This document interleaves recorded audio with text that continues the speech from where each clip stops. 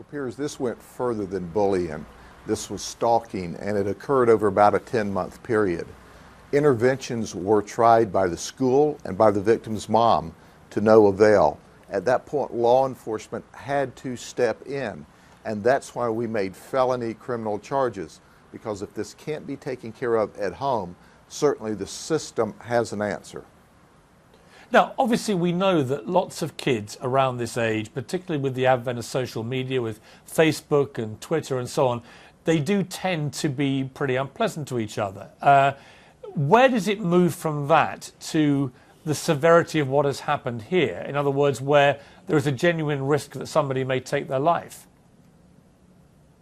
Well, they were saying stuff like, go kill yourself, go drink bleach and die. And this was just what was online. The 14-year-old victim actually, over this period of 10 months, caused the 12-year-old suspect to fight our victim, Rebecca. So it was physical taunting. They terrorized her, they intimidated her, and it was a long-standing feud, if you will, that wouldn't stop. So as a result, we had to do something, because obviously our suspect, who was 14, and our victim, who was 12, were constantly at each other. But most importantly, our victim was beat down. She just wanted this to stop. And on the very last day of her life, she texted a friend of hers and said, "I can't take it anymore. I'm jumping. I'm going to kill myself."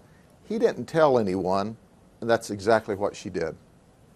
She did. She climbed a tower at an abandoned concrete plant and leapt to her death. She'd already cut her wrists in a previous failed suicide attempt. An absolutely appalling story. Let me turn to you, Mark O'Mero, if I may, about the issue of parental responsibility and the law. Where does it lie at the moment, and where do you think it should be?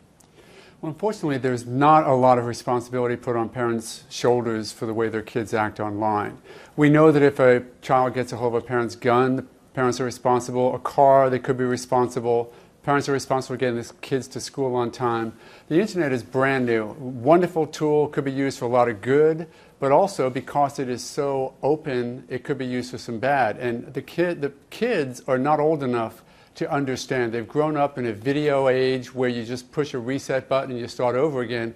Parents have to be more diligent and vigilant in looking at what their kids do, because we have to look to the responsible people, the parents, to make sure that they teach the lessons that obviously were not taught to these two girls.